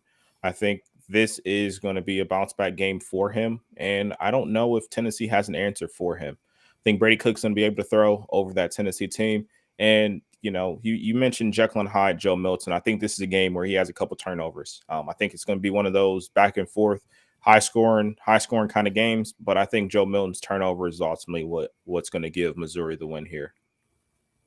Well, it's really funny, really quick before we move on, is the tail of the tape starts at the line of scrimmage. Like I said earlier, with Jalen Wright and Tennessee, in the 2 games that they've lost this year, they've averaged less than 4 yards per carry. In Missouri's 2 losses this year, they've allowed the opposing team to rush for more than 4 yards per carry. And that's the only 2 games that they've allowed that is in their losses. So something's going to have to give today. Whichever team's offensive and defensive front can prevail, that's going to be the winner of today's game for sure. Alex always got the key stats. Thank you, sir. Woo! Look at that game. Are we really previewing this game? It's going to be quick, but I threw it in there because you know what? Right. Daddy wants to. Oregon by a lot. I don't know what to say. Bo Nix, so listen, all kidding aside, and the Eliminator and busting Alex's balls. Oregon's playing great football. They're playing all 3 phases. Offense is very efficient. Can run the ball and throw the ball. Defense, can stop the run, slow down the pass. They have a very good defense. USC is going to do USC things. Caleb Williams probably have another really good night, look good, and his defense is probably going to give up 45. So I'll take Oregon. I don't know what the spread on this game is. 16. That's a big number, but I think there's probably a better shot than not that Oregon covers that spread. Is this at Oregon? Yes. This is at Oregon. For shits and giggles, I will take Oregon in the 16. I think, with Bo being in the Heisman, the Heisman race, these are the situations and chances you get to kind of make a statement for the voters and show off a little bit, and I think they will try to pad his numbers a little bit at the end of this game. So I will go Oregon big and home. Not a slight of Caleb Williams by any means, but that defense is just awful. It's god awful. It's atrocious. I don't know what else to say about it. So I think Oregon rolls here. Yeah, and I'm gonna have to make this short and sweet. Also, Oregon is gonna literally run all over USC. At this point in the season, it's all about style points. Washington beat USC by 10 last week. Oregon's going to beat them by at least 20 this week. They got to show that they're better than Washington. I think that's in the back of their mind, especially going into who could potentially be a rematch in the Pac-12 championship. Oregon's going for those style points. I honestly have a feeling that Oregon could literally hand the ball off every single play and beat USC by 20. USC's defense is just absolutely atrocious. They gave up 70% third down completion to Washington last week, with Michael Penix Jr. really being not too big of a factor with Washington's running attack running all over USC. I don't think Oregon's going to have an issue this game. It's going to be close in the first half because, well, these games always are. But ultimately, the better team's going to prevail in the second half when Oregon makes some adjustments. Caleb Williams not going to have a great second half. I do have Oregon winning 56-30. It's going to be a very high-scoring game. So I'm rolling with the Ducks here as well. I think Oregon takes care of business here. I think this game is going to be a lot closer than a lot of people are expecting. I think the USC covers in this game. I got an Oregon win, a 13-point win. I can see this one being 51-38, something along the lines of that. I think that Bo Nix and company are going to be able to run the ball all over. They're going to do whatever. They're going to be able to do whatever they want to do. If Bo Nix wants to throw for 400 yards, he's going to be able to throw for 400 yards. If he wants to say, hey, I'm going to use my legs today and go for 100 yards rushing, he could do that as well. I think Oregon, I think you may see, I'll say this game, you're going to see less than 2 punts from that Oregon Duck offense. They're either going to score or turn the ball over. I think you see 1 punt from Oregon all night long. But I like this game to be close. I don't like USC to cover. I think there should be an age limit on the Heisman. I don't think he should be able to be 28 and win the Heisman like Bo Nix might. He is not 28, y'all. I think it should be implemented. It's like the Van Wilder of college football quarterbacks. It's been in 26 and a half. Yeah, Jesus God. He's been graduating now for 4 years. All right, number 18, Utah. At number 5, Washington. I know, Gene. I'm just kidding. It is. This is a game that I think. I know at least one person on this panel would love to go a certain way. I just don't think it's going to happen. I think Washington squeaks one out at home. I think Utah's defense obviously keeps them in the game. I think they'll be able to move the ball well enough against Washington's defense to score enough points and make this a competitive football game. I just think Washington wins by 3 at home. Something late, maybe even a walk-off field goal. I don't think Washington looks great in this game, though. I will preface picking them by saying that I don't think Washington looks anywhere near what they looked like last week against this Utah defense. So I don't think the upset quite happens to really make this a great day for Alex. But I think it's close, and I think there's enough hope that it probably strings Alex along into the fourth quarter. I'll say that. Well, all right. I appreciate you giving me some hope there. But ultimately, I'm not going to say what I'm picking for this game because I am going to talk about it later in the show. But I'll give a couple details here. Here we are, Washington, undefeated, number 5 team in the country, 8.5 points favorites, arguably one of the best QBs in the country. But I'm not quite sure with how he's played over the last 3 or 4 weeks if I'm quite sold on his dominant performance that he's going to have against Utah. Utah's defense, even though they did give up 35 to Oregon, Utah's defense is really susceptible to teams that offensively can run the ball and pass the ball. Besides last week's huge rushing explosion from Washington, they've averaged less than 100 yards per game every other game this season. Their other highest total was 177 yards against a really terrible Michigan State team. So we're also going to kind of throw that one out there. But against teams with actual defenses, they haven't gotten over 100 yards yet this season. So I do think that Utah is going to kind of early I can't talk this morning, guys. They're going to counterattack early. They're going to counterattack early, give a few blitz packages, get Michael Penix under some pressure. They're going to be able to stop the run early in the game. I think Utah goes into halftime with a 3-point lead. In the second half, we're going to see a lot of Michael Penix and Utah trying to force Washington to become one-dimensional, which is where Utah really thrives when they're able to kind of target on one aspect of your offense and really kind of shut you down. So I think that's what we're going to see today. Utah's 2 losses, this team came against 2 balanced teams with Oregon and Oregon State. So if Washington can maintain balanced and have the rushing success like they did last week, we're going to have a great game that Washington's going to win. However, if Utah can minimize that rushing attack and they're able to make Michael Penix beat them with their arm and their secondary, they do have a chance to pull this one out. But like I said, not going to give out too many details because I'm going to be talking about this game later on in Pick'em. Yeah, I got Washington, and I got Washington by a lot. Ooh. I don't like Bryson Barnes. I mentioned that before. I get it. Washington's defense has looked very shaky, and I fully understand that. But I said last week that was the perfect get right game for them. When you have an offense that hasn't been clicking, how they were earlier on in the year, you face that USC team and you start to figure some things out. And so I think Washington did just that. And, I understand that Utah is a pretty stingy defense, but if anything, I think that Washington saw the blueprint laid by Oregon. Like, I understand that Oregon is a much better team with rushing the football, but Bo Nix was doing whatever he wanted to do against that Utah team as well. So I think that Washington takes care of business. I don't think this is going to be the blemish on their record. All righty. Okay. Ole Miss at Georgia. I think this game is very cut and dry. I've gotten a few messages about if we're going to get into the Lane Kiffin thing today. No, we're not. Because I don't think we're going to have enough time. If we do at the end, we'll probably touch on it quickly. B, like anything else, I think a little bit more needs to come out about that situation. We kind of have a story right now in a recording.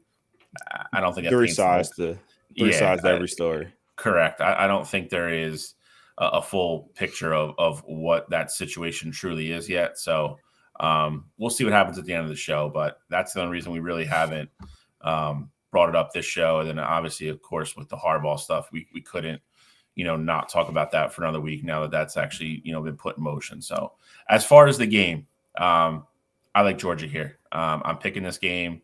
I'm not going to spend too much time on it. I think Ole Miss is a good football team. I think Georgia is starting to play like an elite football team again.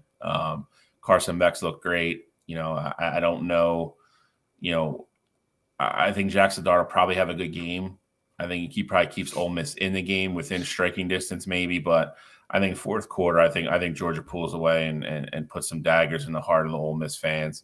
And Lane Kiffin is also in that kind of category of Brian Kelly. I can't tell you the last time the guy won a really big football game. He just seems to coach different in big football games, and it doesn't look like it's anything that he's ever corrected. So I'm going to go Georgia here. Like I said, I'll talk about it more when we get to pick them in a couple of minutes, but I feel very confident in a Georgia victory today. Yeah, I'll go next here just because I'll keep mine short and simple as well. I got Georgia big. I think they cover that 10.5-point mark. I think that Jackson Dart and that Ole Miss offense will look rather pedestrian. We saw what they look like against that Alabama team. And, those big games really scare those kids over there at Ole Miss, being under Lane Kiffin. So I don't think they're going to have the horses to ultimately put up the numbers on that Georgia defense. And then offensively, I think Georgia's going to be able to run the ball as effectively as possible. So I like Georgia winning rather big here, rather comfy. I think it's a bit of a lower scoring game. I think the over-under is at 58.5. I see it being like a 31-17 kind of game where, that second half is you may see a touchdown from Ole Miss, but there's never really a moment in the second half where this game is particularly close. All right. Well, Georgia's offense looks like it's rolling, even with the loss of Brock Bowers. And just for Justin, Lad McConkey, he's been showing out the last couple of weeks, 230 yards over the last two games. Even though he's only been able to find the end zone once in those two games, he's been a steady weapon for Carson Beck in that offense. But for me, though, the telling tale is going to be that line of scrimmage. We kind of talked about it a little bit with Utah and Washington, but Ole Miss is averaging 3.4 sacks per game this season, which is good for fifth in the country. Georgia is only allowing 1.1 sacks per game, which is the fewest in the country. So something's got to give. And for me, I'm going to be watching that offensive line for Georgia versus that defensive front from Ole Miss, seeing the kind of defenses that are thrown at Carson Beck to kind of get him out of rhythm. With the 10.5-point spread, I'm a huge fan of Ole Miss. I've been high on Ole Miss all year. Jackson Dart last week against a very loaded A&M defense had 72% completion percentage with 387 yards. One thing Jackson Dart has not been doing the second half of the season that he did heavily in the first part when they were really on my contenders list was that he was running the ball early in the season. He was winning games with his legs, forcing plays out of the pocket. He would use his legs to pick up that first down and extend drives. I expect Jackson Dart and that Ole Miss team with nothing to lose today, because with already one loss, they have to win today or their season's done. They're going to leave nothing to chance. They're going to go balls to the wall. Jackson Dart's going to rush for over 75 yards. He's going to have over 65% completion percentage, which I believe is going to be the highest Georgia has allowed. And I think Ole Miss does cover. And I think this game does come down to a one-possession game in the fourth quarter with the deciding points happening in the last minute. I do think Georgia will ultimately win this game, but I do have Ole Miss covering. And I do have, like I said, Georgia winning probably with a field goal in the last 58 seconds of the game. Alex is a completely different game playing out than me and Cottrell, so that would be very interesting to see.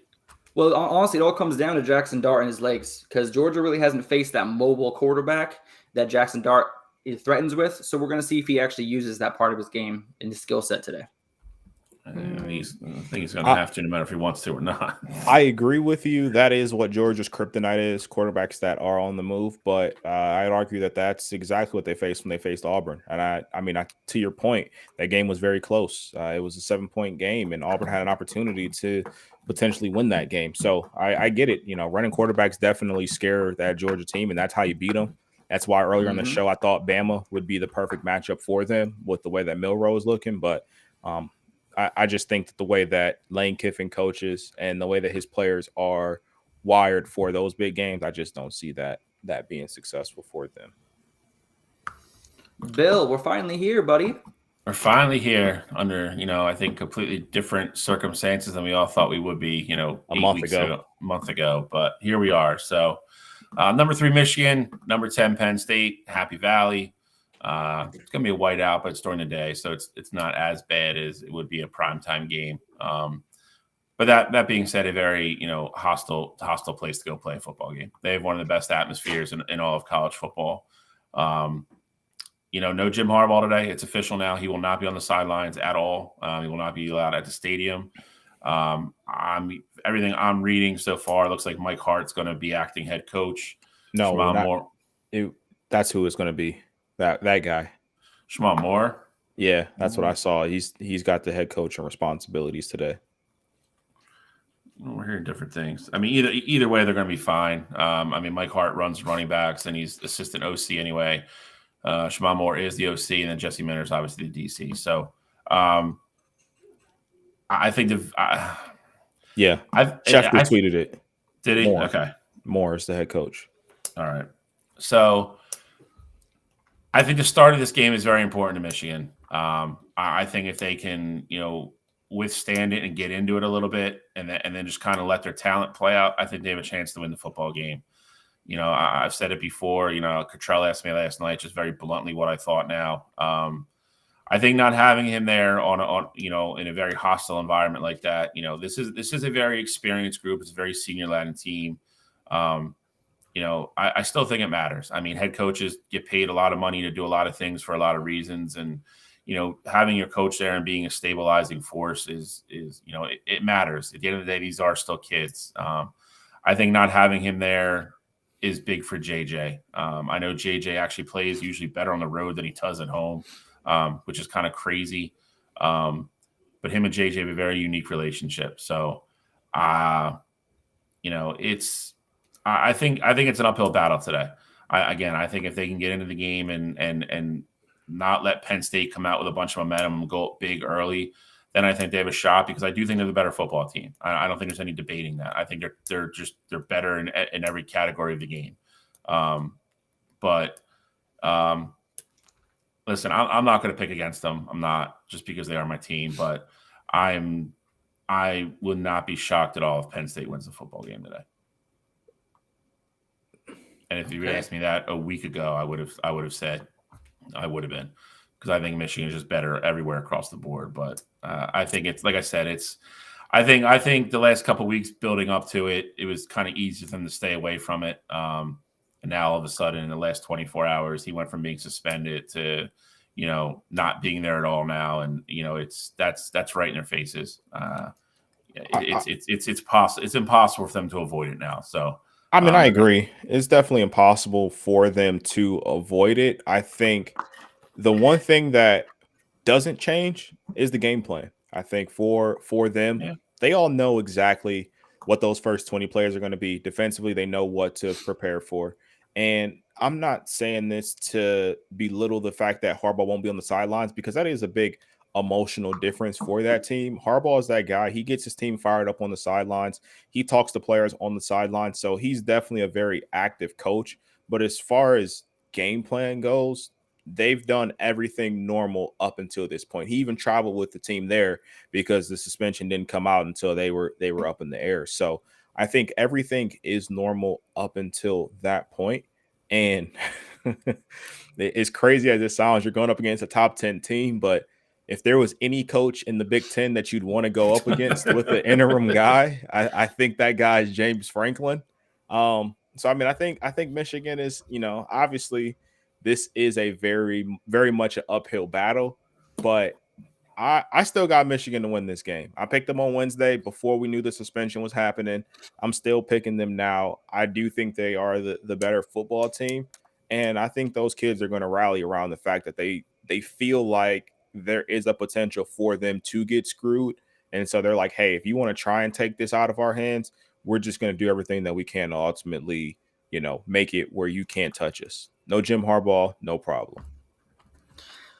Look, all I gotta say is this: since the announcement of the suspension, the spread has gone in Michigan's favor a half a point. So if that doesn't tell you what I'm about to tell you, then I don't know what will. Michigan's already played this season without Jim Harbaugh on the sideline. They averaged 32 points per game. Their defense again, they were playing really nobodies, but their defense allowed 4 points per game. Okay, they've been in this situation before. If this was the first time this season they've been playing without Jim Harbaugh, I might feel a little differently, but this team's done it already. This team's already prepped for this. They've already seen what the week looks like without Jim Harbaugh. They've done this. Okay, J.J. McCarthy and Jim Harbaugh have a special relationship, but you don't think Jim Harbaugh, who is a professional, got J.J. McCarthy prepped for this game, let him know that he's the leader, the boys are going to be following him? We've seen J.J. McCarthy in a big game last year in the college football playoff, and the dude balled out. What was it, 374 passing yards or some crazy stat like that? And then on the other side of the ball, we've seen Drew Aller in a big spot against Ohio State earlier this year. Dude looked atrocious. What was it, 18 for 42? I mean, he's going to be facing a similar defense with a similar pressure this week. Being home doesn't really affect anything for me. Last year, Michigan won this game 41-17.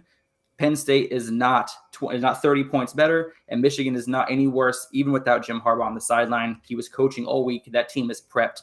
It doesn't matter who's coaching on the sideline. Jim Harbaugh's game plan is going into effect and going into play.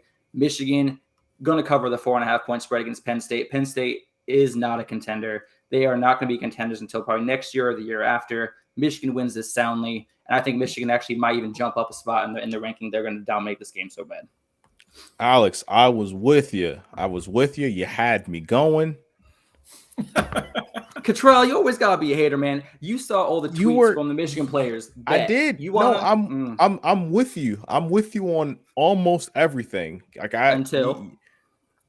You brought up Penn State not being 24 points better than they were last year. Sean Clifford was the quarterback last year. That's the only part that I disagree with. I think this team is very much better than where they were at last year.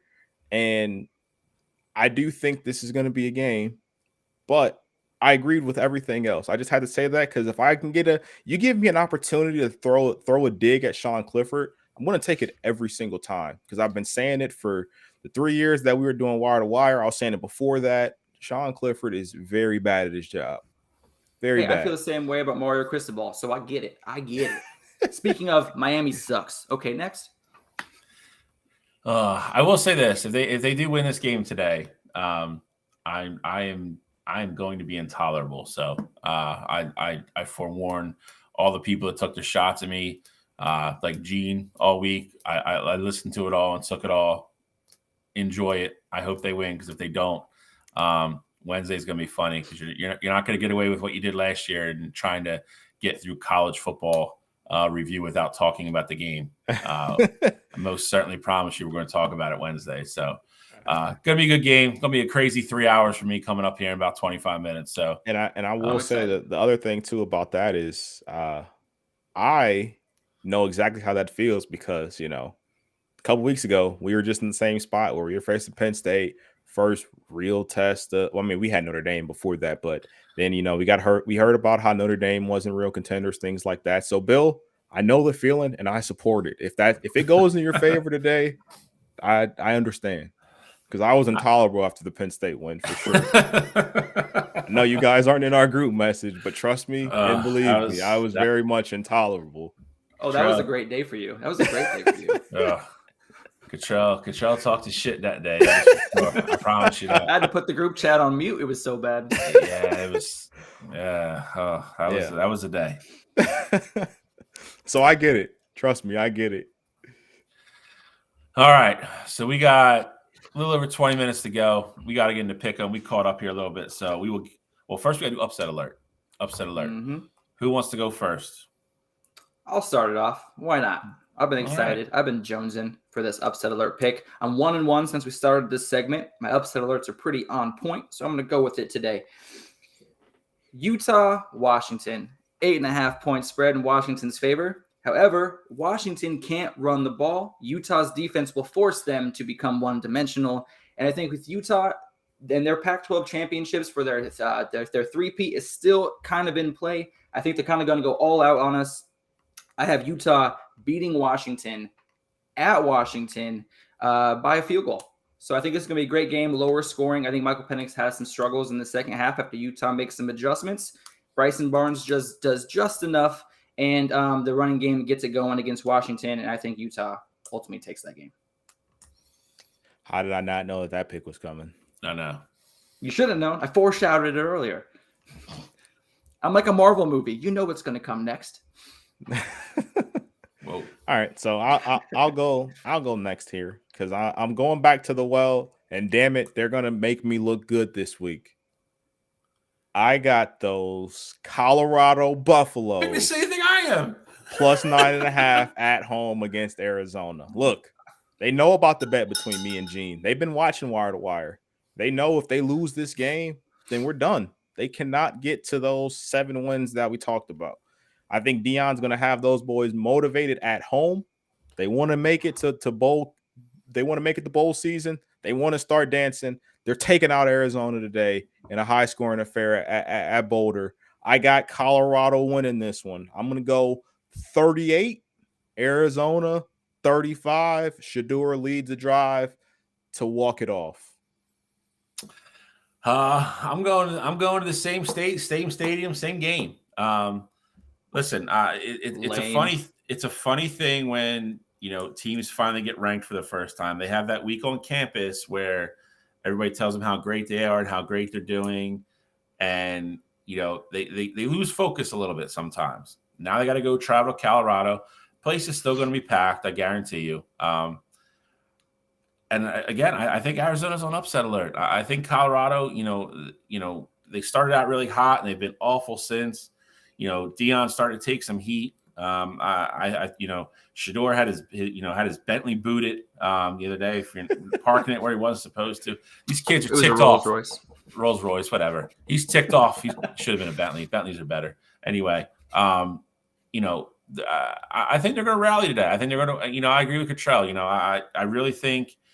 I think if there is one really good game left in Colorado, I think you get it today. They are playing for to be bowl eligible.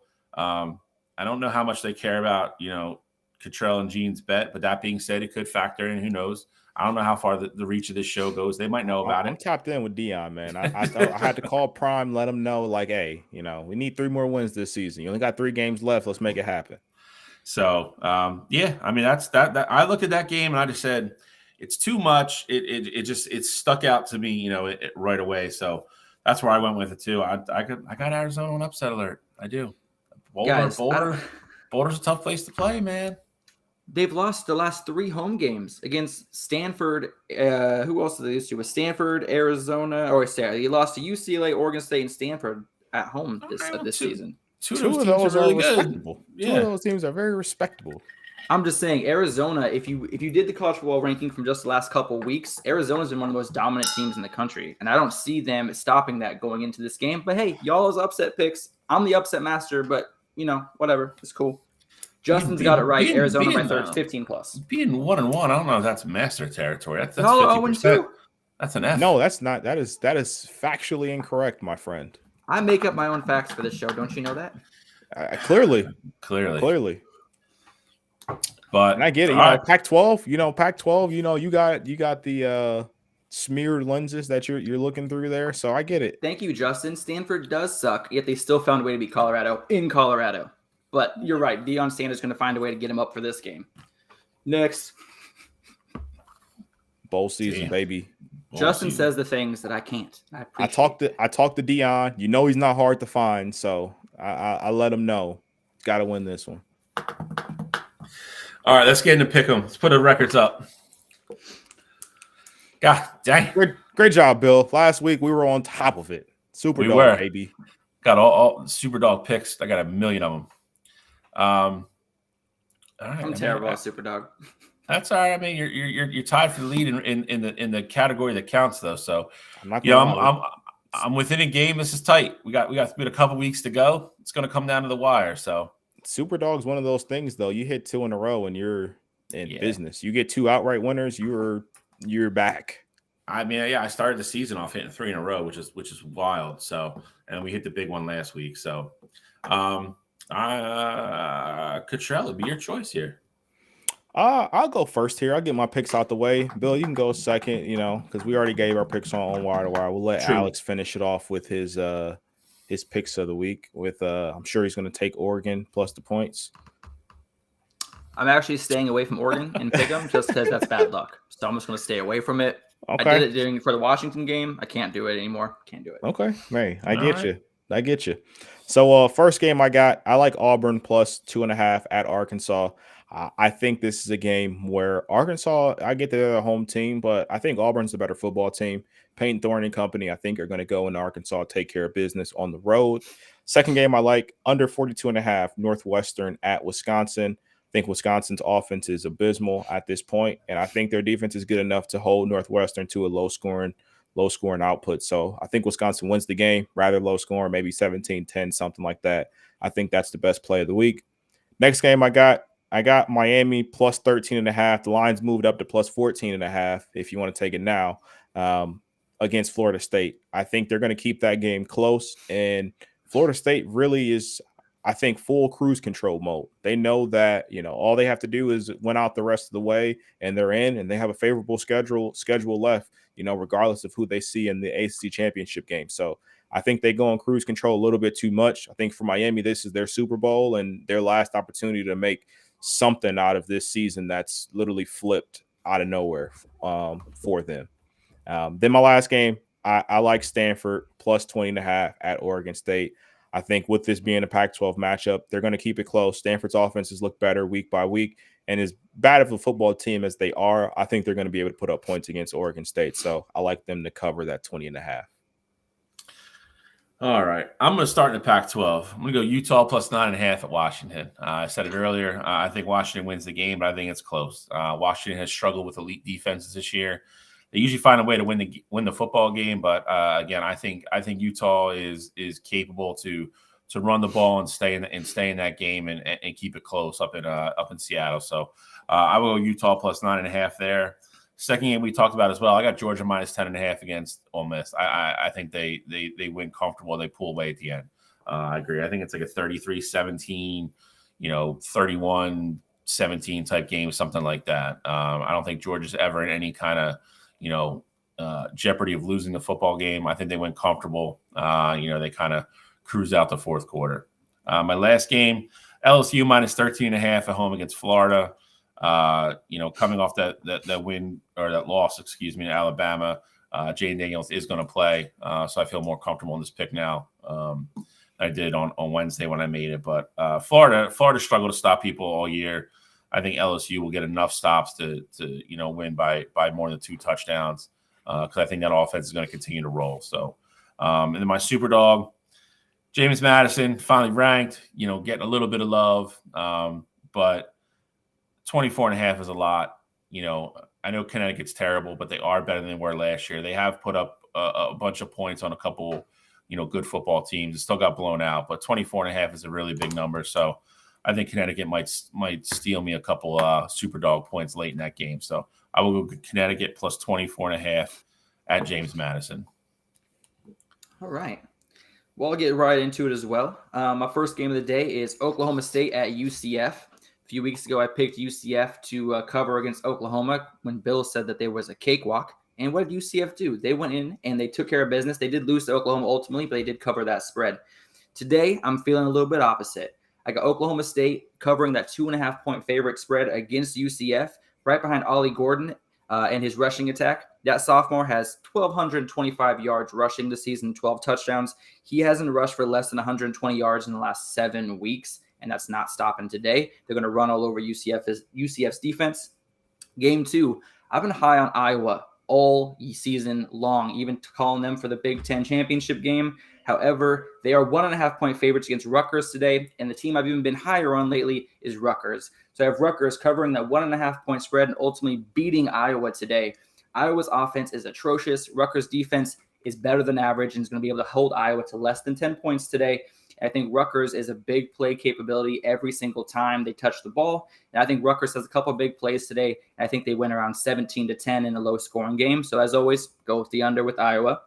And then last but not least, there we go. Last but not least, I'm going to continue to roll with the University of Alabama Birmingham. Last week I said they had to win out in order to get bowl eligible. Trent Dilfer went out and had that team ready to go and pulled out the W.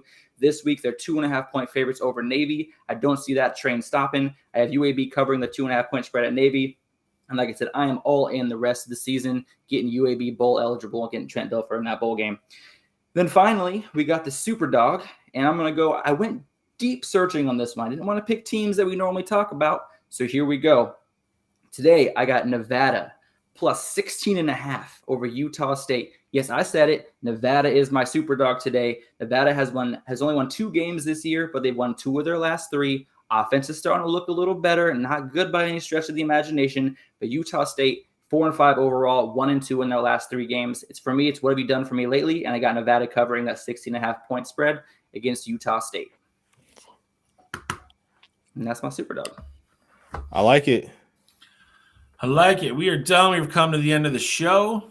We actually caught up, which was good. Give everybody a nice chance to go get ready and hit the bathroom, get the pregame snacks and meals ready for the game. I'm probably going to go throw up, before the kickoff for our game. Classy. Classy. Any final thoughts, gentlemen, on this week, or any closing thoughts? No, man, 11-11. I'm wishing that Oregon, Ohio State, and Michigan are all able to win today, even though I secretly hate both of your teams. I hope for us all to have success, and all 3 of us to make it to the college football playoff. Other than that, I can't wait for some football today, boys. Well, I'll tell you right now, Ohio State ain't losing. So it could potentially be ugly. It may be a game that I don't like. If they lose to Michigan State, I'm not doing the show next week. I'm letting you know that right now. So it's good. We'll actually have a good show. Oh man! I mean, we lose Alex. You might be on here by yourself, just talking to yourself for 2 hours. I don't know, dude. I can do that. I have enough material up here. I could do that. The thing is, though, Bill, is that if Ohio State loses and Michigan loses, that means that Oregon's going to have the Red X by next week. That means Caleb Williams went full Superman mode and beat Oregon. Could you imagine if all 3 of our teams lost in the same week? See you in 2024. You have a black background. We'd all be wearing all black like a funeral. So we'll try again next year. Yeah. I mean, since we got just a little bit of time here, I don't want to get too deep in the not conspiracy, but just kind of the foreshadowing here. But I was looking at it, Bill. We talked about it in our group message.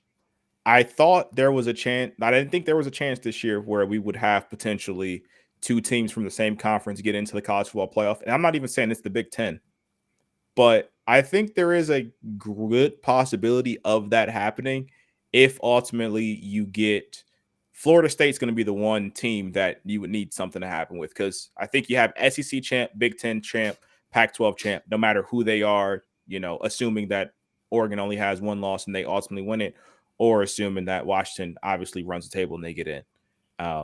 But that 4th spot is going to be the one that gets interesting because all those teams that are in that next region all really play each other. Ohio State, Michigan, obviously. You would have Georgia versus Alabama. That's essentially an elimination game because whatever team loses the SEC championship game, they're not getting in. Agreed. And so Florida State's really just that one team to potentially mess everything up. I don't think it's even a mess up. I mean, they have Miami today, and I guess they'll potentially have Louisville in the ACC championship game. I guess Louisville can mess it up because I don't know if they put a 1-loss Louisville in. They're not putting them in over Ohio State, Michigan, or Alabama. Or I Georgia. think here I'm going to be 100% honest with you, and Alex is not going to like this. If whoever wins the SEC, as long as they have 1 loss, they're in. A 1-loss or undefeated Big Ten champ is in. I don't think there's any way that if Texas runs a table that they're not in. If Florida State goes undefeated, they're getting in. There's no way you can not put a 13-0 ACC champ in. I think that freezes out the Pac-12. I really do. And that's where I think the chaos ensues. Because you're at that point you're comparing a 1-loss Texas team versus whoever wins the Pac-12. Now, obviously, if Washington goes undefeated, they're getting in. But for Oregon to get in, they would have to win that game. I don't know. They're really in the same boat. They're in the same boat. Essentially. They are. I think it gets really interesting of how they're going to compare those resumes because I think those 2 guys will be fighting for the 4th spot. Alex, tell him why he's wrong. You're wrong, Bill. No, here's what I got to say about this. Pac-12 has been talked about all season as the best division in college football. They've had the most ranked teams consistently from the top to bottom. They have extreme talent and they can beat anybody. There's no way that you put the conference champion of the best division in college football not in the college football playoff. Like that would be unheard of. Like there would be an asterisk next to the entire college football playoff system. They do not want to put a blemish on their record going into the new format next season. All right, but let me play devil's advocate here. I'm agreeing with you that I think Oregon wins the rematch. So that makes them a 12-1 Oregon team as the Pac-12 champ. Correct? Yeah, correct. Let's assume Michigan wins today. That means you have an undefeated either Ohio State or Michigan team winning the Big Ten. They're in. We agree with that? Yep. Yes. Alabama becomes your kryptonite here. Because if Alabama goes and beats Georgia in the SEC championship, they're getting in as a 1-loss team, and that makes Texas's win look even better. I don't know how you stack up against Texas at the end of the year for that final spot. And that's where it gets tricky. If you start comparing wins and you go, nitpick the schedule, Texas will ultimately have a better resume, and as good as the Pac-12 was this year, Oregon didn't play a lot of those teams, and although they look dominant, I think that's where it gets interesting. Personally, I think Oregon is going to get in over. I think Oregon would get in over Texas, but Texas being the name, the brand, Texas football, them actually being back, I think it could come into play about, them getting in over a team like Oregon. See, I think you're wrong. I think Oregon's prestige over the last 10 years has gotten them more prestige than the Texas program as of late. That is absolutely insane. No, it's not insane. You can tell by the recruiting classes. You can tell by the money. You can tell by all of it. And especially with Oregon going to the Big Ten. None of that matters. None of that matters. None you of telling me the prestige in NCAA college doesn't care football about money? NCAA wants to Texas being in the playoff. Texas being in the playoff is going to make them more money. Those Texas fans, boosters, they will go to whatever ones they want to pay for whatever they have to. Sorry, he is. Texas is a blue blood program. It just is. With the new divisions next year and all the teams kind of moving around to conferences, they're going to want to get some light on one of those teams moving conferences to go into next season. I think you guys they're not thinking about any of that they're stuff. They're always thinking about that. They're thinking about this year and how they can make the most money this year. There is no better combination than having Georgia in with potentially a three-peat champ, an either undefeated Michigan or Ohio State team, getting Texas back there, and then have Florida State back there. I'm just saying, I'm not saying it's going to happen. I'm not even saying it's right. I'm just telling you that if it plays out that way, selection night for you is going to be a nightmare because it's going to come down to you and Texas. That's what it's going to come down to, because Florida State's going to be undefeated in, Michigan or Ohio State are in. And I don't care who it is, either Georgia or Alabama, the one-loss SEC or an undefeated SEC champ is in. And then it boils down to who they think has the better resume, Oregon or Texas. And again, I think it would be Oregon that gets in. Justin brings up Bo. I think at that point, Bo Nix would be your Heisman winner. They put him in the college football playoff. But I'm just saying, like, then it gets real interesting because those Texas boosters are gonna be trying to pay whoever they can on the committee, or trying to talk with them and create those meetings to make sure their boys get in. Like, that's just what's going to happen in Texas. So I do think it gets interesting. That's Florida State, PD. Come on, man. Yeah, I don't know about that guy. All right. Well, we're up against it now. Anything else to close, gentlemen? No, that was it. I'm glad we got that out the way. Listen, those conversations are what's going to make it fun here in the next couple of weeks. So, and what happens today will determine a lot of that going forward. So, before we leave, though, I do have to wish a happy birthday to someone very, very, very special. It is Liz's birthday tomorrow. I didn't do it on Wednesday because I wanted to wait till today because it's closer to her actual birthday. So she's off at the spa right now, getting pampered like she deserves to be. But I got to wish her a very happy birthday, and I hope she has a great weekend. And that is it for Coast to Coast this week. Go Blue, I hope. Oregon, Ohio State, I think are going to win today comfortably. So I think I'm the only one on Petey. Go F yourself. And we are out of here. We're signing off. I'll see you boys next week. See you next week.